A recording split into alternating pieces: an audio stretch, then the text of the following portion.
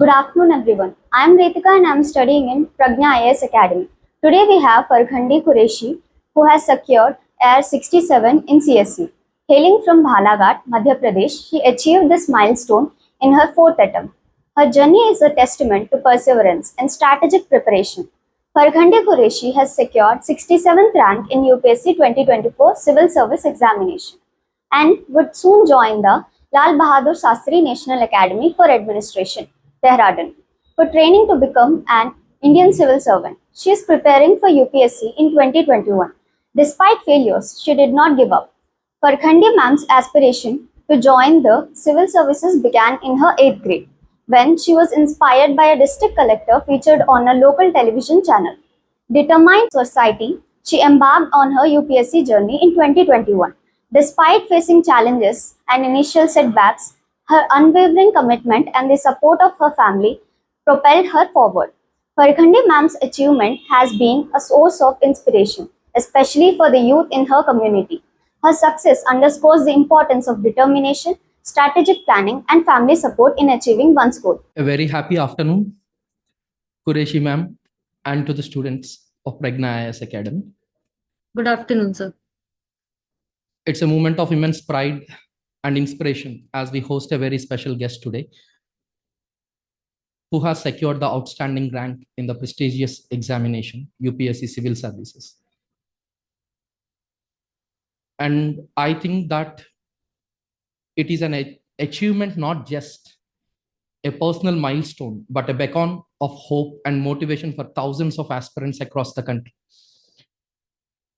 So before we begin the interaction, let us all take a moment to congratulate her on this phenomenal success. I personally congratulate on behalf of Pragnya IAS Academy, ma'am. Thank you so much, sir. Thank you so much. Thank you so much for inviting me here. Thank you. Thank you for joining us today. And we are truly honored to have you here. Ma'am, let us start. Let's dive into the interactive session directly where we try to decode the making you as a ranker. Yes, sir. As in the introductory note about Qureshi ma'am, it was very clear that she took the inspiration right from the early age, the childhood age itself. So was it really a childhood dream or a decision shaped over time? Sir, I would say that it was a childhood dream for me because I had seen the collector sir at that time when I was in class 8 and 9th.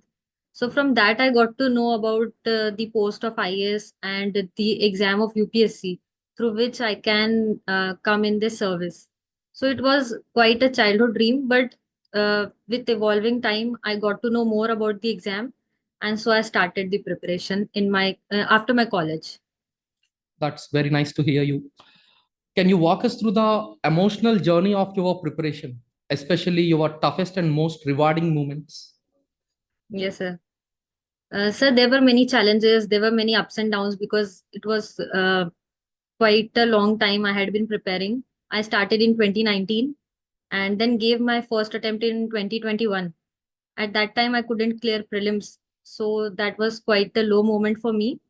But then, since it was my first attempt, I gathered myself and my mother, my father, my parents all motivated me. Then I started the preparation once again from scratch. Then 2022, I gave prelims, I qualified it, I gave the mains, but then again, I couldn't qualify the mains exam.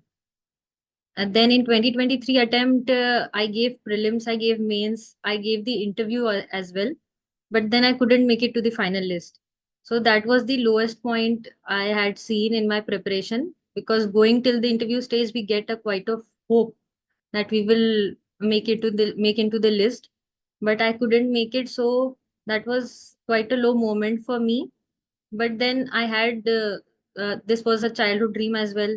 So I had to prepare once again because as I had reached to the interview stage, so I gave myself one more chance. Then I gave this attempt 2024 and then I finally made it through the list. That's so nice to hear you that, ma'am.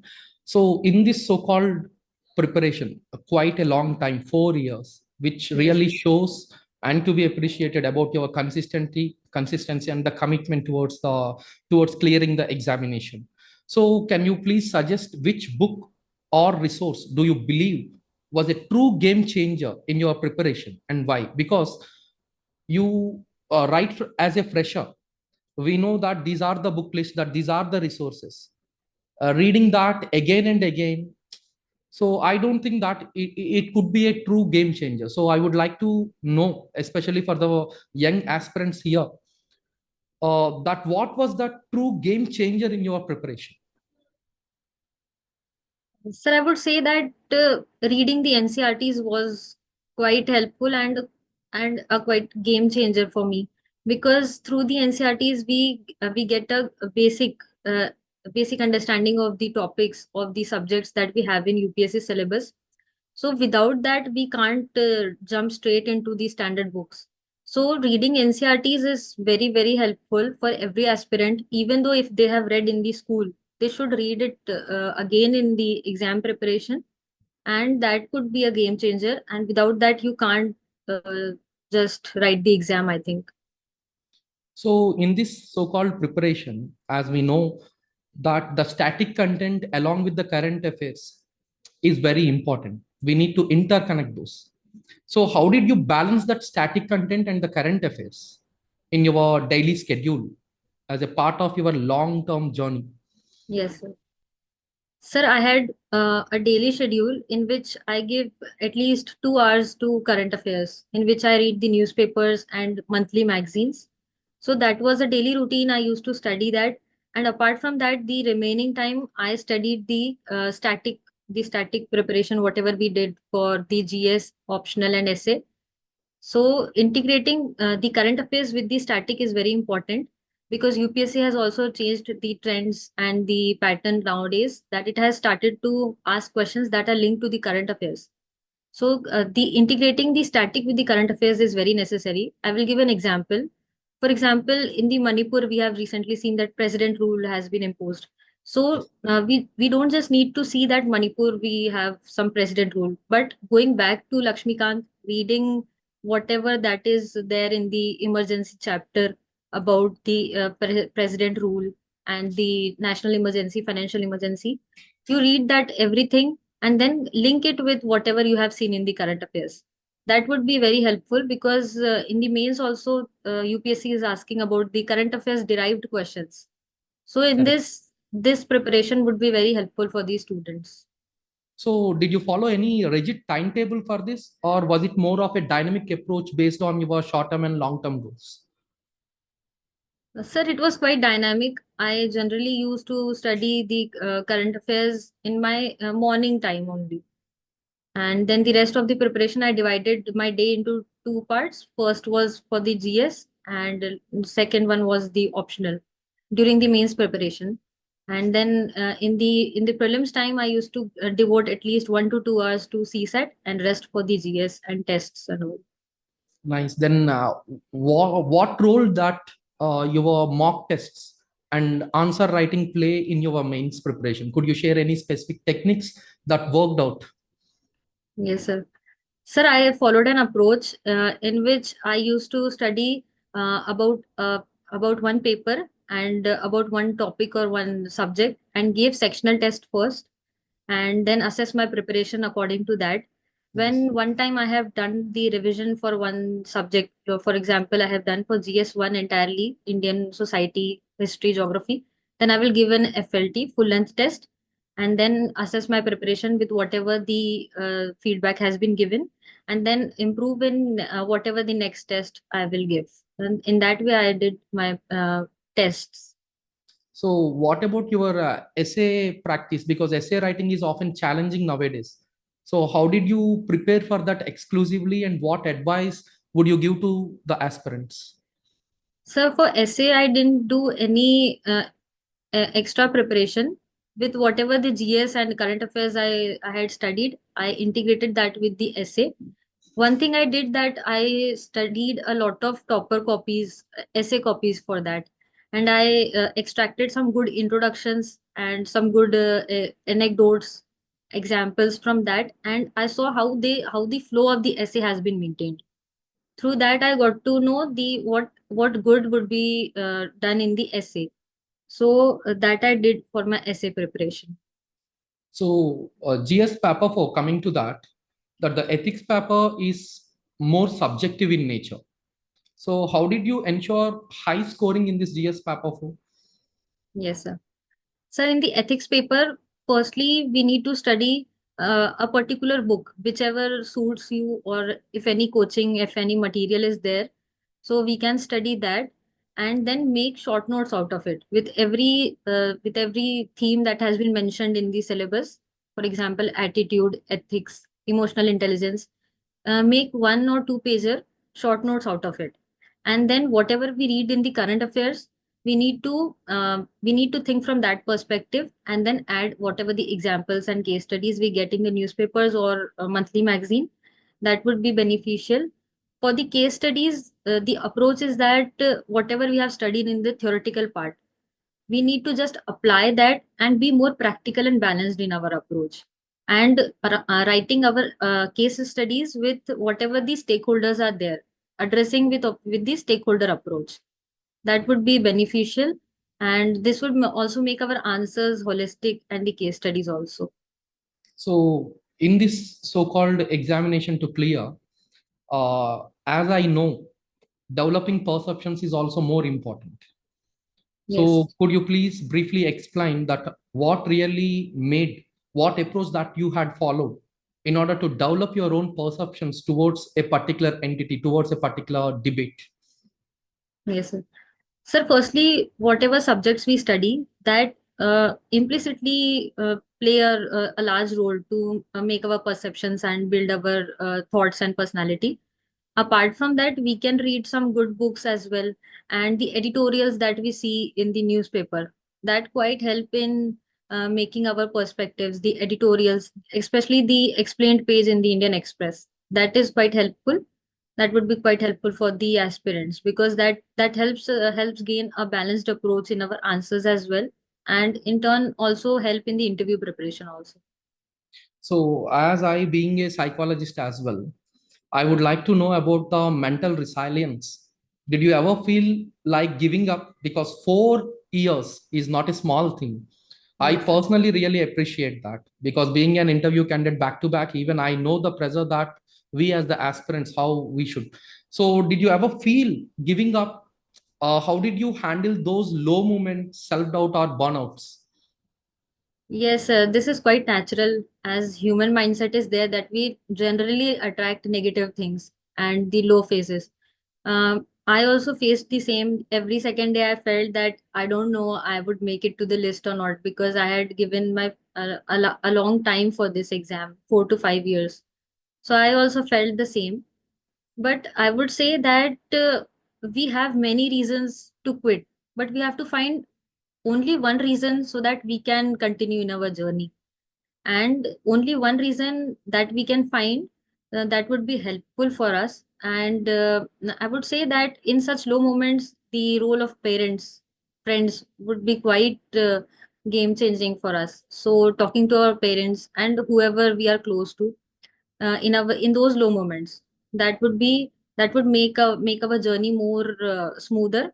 And we can also do that, pen down our thoughts, like diary writing. I used to do diary writing also. So whatever I felt, I used to write in my diary. And every time I wrote whatever negative things I felt, after that, at the end, I would end it with an optimistic note, like whatever that is, every time ending with a positive outlook in my life. So that I did, and always remembering why we have started the preparation. So, so that would be quite helpful, because we get to know whatever the circumstances were there when we started our preparation. That drives us to continue that drives us to continue our preparation for some time in the future. So based on this, what was your biggest setback in this journey, apart from not clearing the prelims in the previous attempts? So what was the biggest setback, especially related to the emotional well-being, which is to be maintained by every human, by every aspirant as well? Yes. So what was that exactly, and how do you really bounce back from it? Uh, Sir, I would say that last year when I couldn't clear the interview, that was the biggest setback, because when we give interview we get a hope that we would clear it, but not seeing our name in the list, that was a setback. One more thing that generally students feel is that loneliness, studying for long hours in a room without any interaction with our friends or anyone. So that loneliness quite feels that we need to quit or something like that in our preparation. But we need to see that even though loneliness and whatever the setbacks we feel in our life, and this is a part of the journey, everyone is feeling the same thing, everyone who is preparing diligently for this exam is feeling the same thing. So um, taking small breaks, listening to whatever the songs or music, whatever you feel, that would help the aspirants to come out of the phase. And here the role of yoga and meditation would also come. I used to practice that also, so that helped a lot. So as you said that it was the biggest setback, clearing not clearing the interview. Yes, sir. So can you please say what was that most unexpected question in your interviews and how did you handle it? Sir, I would say there was no unexpected type of question, but there were many factual questions in my interview that I was not able to answer at that time. So those questions, in that I did a mistake that I answered one or two questions that actually went wrong. At that time, I thought that I was answering it correctly, but the factual questions I did wrong at that time. So being loyal and honest in our answers is also very important. So interview that went wrong. So two interviews you had appeared, right? So what qualities do you think really which help you to shine in the personality test? That honesty, being honest and loyal, is it is very much important. But apart Yes. from that, Sir, I would say that balanced judgment of the current happenings around us, or whatever the questions they're asking, we need to be balanced. We need to be neutral in our stances. That is very much important. We don't need to be looked biased towards any whatever affiliations we have personally. So that we don't need to show to them. We need to be balanced in our approach. We need to be mentally resilient also, and uh, these are the things I think. And one more thing is that we need to be confident enough. We don't need to look like we are very underconfident or something. We need to be confident, because as an aspirant or as a civil servant, we need to be confident in our approach while making decisions. And so these are the qualities I think an aspirant must develop. so if you were to start your UPSC preparation today itself as a fresher, Yes. what would you do differently? Sir, I would say that first of all, focusing on the syllabus of UPSC, sticking to whatever the syllabus of prelims and mains is given, learning it by heart and following it.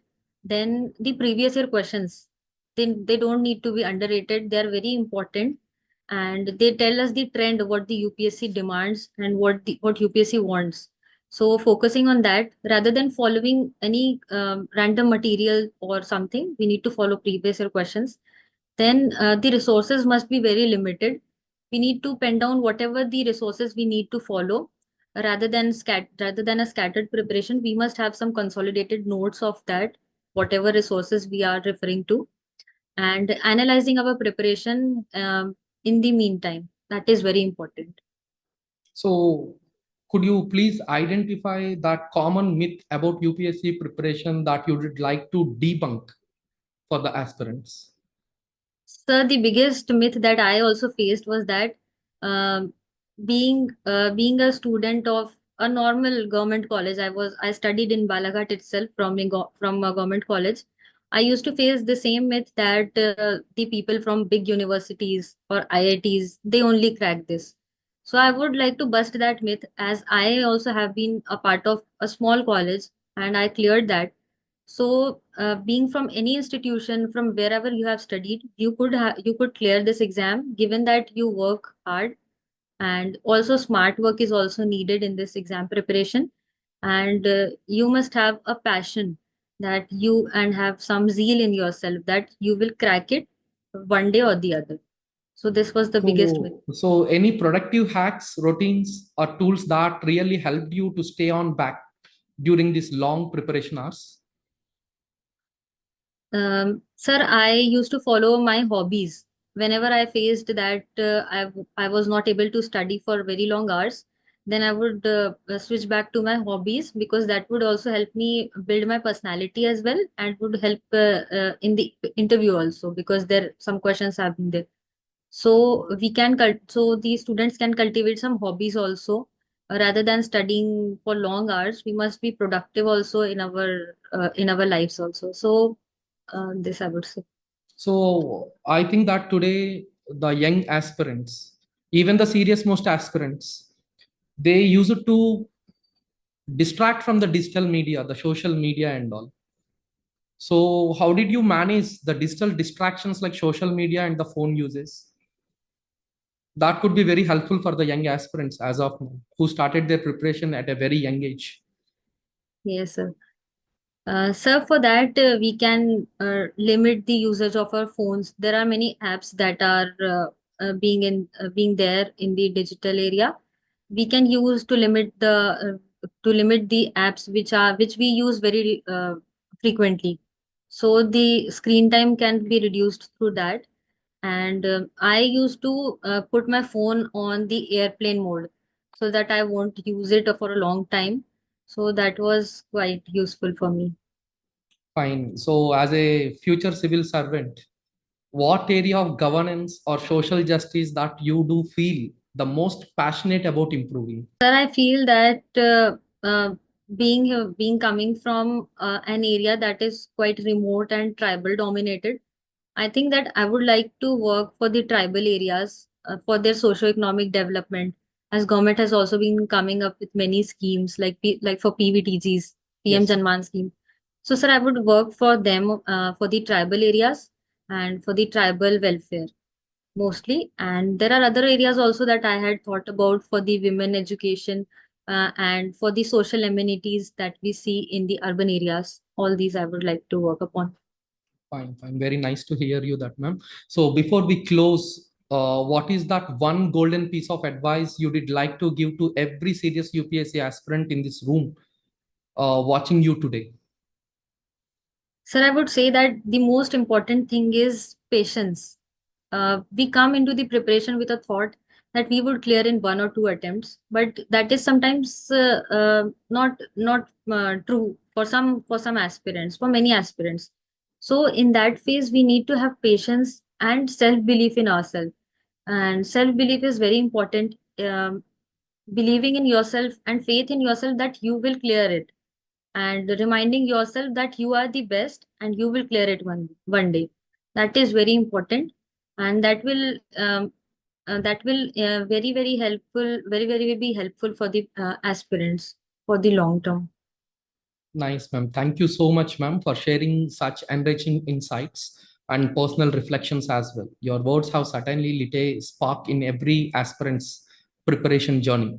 So, Thank on you, sir. behalf of Pragnya IAS Academy, we wish you a continued success in your career and future endeavors. Hope you become a shining example for good governance and compassionate leadership. Thank you so much, sir. Thank you, ma'am. Thank you very much. Thank you, Devi Shankar Sir, for having such wonderful questionnaire. This is Vashik and I am preparing civils in Pragnya IAS Academy. Good afternoon. On behalf of all the students of Pragnya IAS Academy, I extend a heartfelt gratitude to you, ma'am, for this wonderful and enriching session. Ma'am, for aspirants like us, constantly listening to someone who has successfully cracked the examination is a tremendous source of motivation. Your session has provided us with invaluable insights and renewed sense of determination. We are truly thankful that you took out time from your busy schedule to be with us today. It means a lot to each one of us and will surely impact our preparation journey. We would also like to thank Pragnya IAS Academy for facilitating such powerful session with top achievers and Advantage AA for making this interaction possible. On a positive note, we can end this session. Thank you all.